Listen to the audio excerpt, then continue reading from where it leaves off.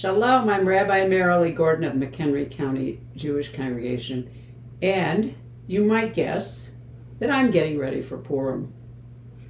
Purim is the most fun holiday of the whole year because we celebrate with costumes and making noise to drown out Haman's name. Boo!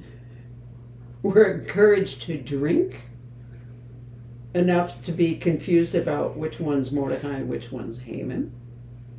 Boo! Yeah, I'm not going to mention that name again, I think.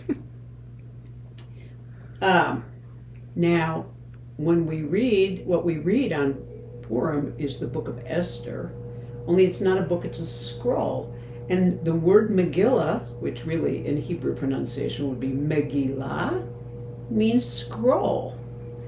And we used to read Megillat Esther from a scroll that had been written by Al Gimpel's father, Zichrono Livracha. May his memory be for a blessing. Now, I said to myself, we don't have a scroll. So I asked my son, who is a sofer stam, which means a scribe, a Hebrew scribe, if he would write a Megillah for me. And he did. And here is the case that he put it in. It says Megillat Esther. I want to show it to you. I'm going to read from it next Sunday when we celebrate Purim, Sunday afternoon, March 1st.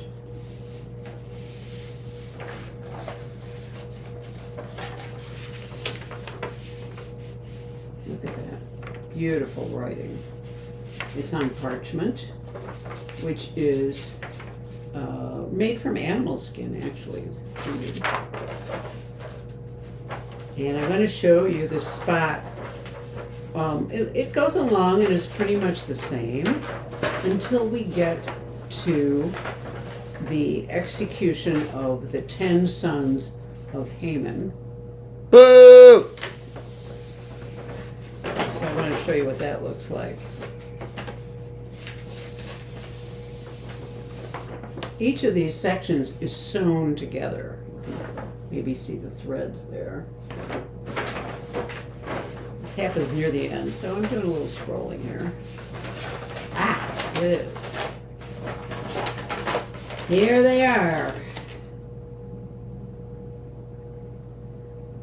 Okay, so on the left, the big letters say ve'et, and et is a word that comes before a direct object, which in this case is a name. So the names that you see are on the right there. Other than that, just beautiful writing. Jacob does amazing work.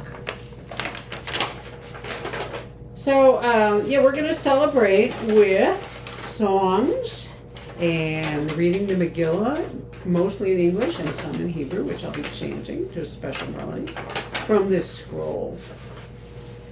Purim is so much fun. The question is, what do we take away from it for today? Well, I would say two things. One is, here it is, the end of winter.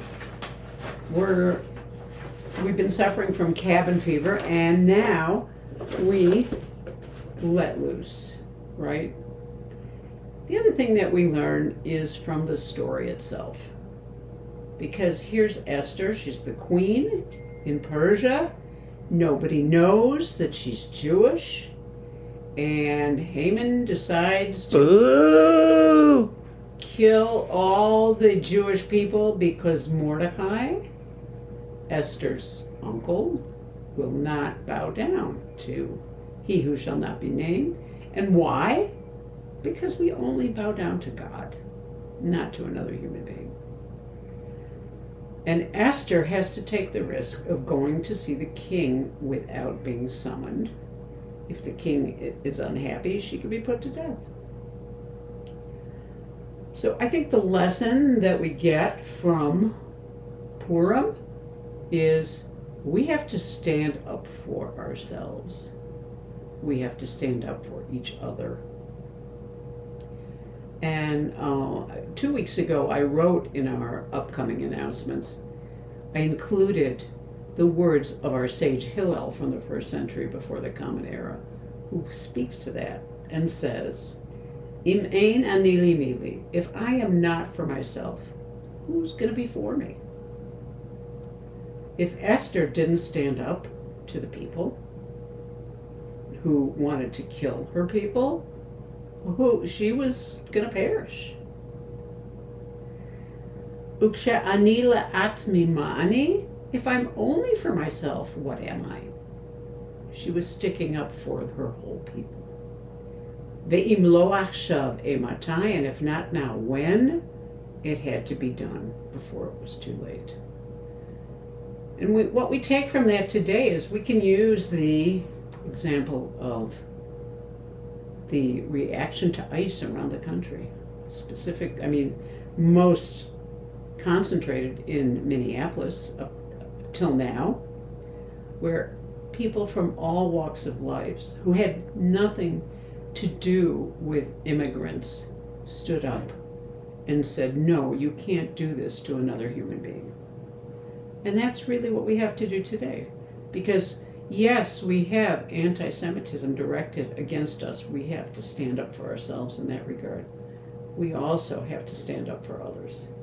Because if someone's being persecuted, that means someone else can be persecuted and another group can be persecuted. We are only free from persecution if we react and we rise up against persecution of others as well.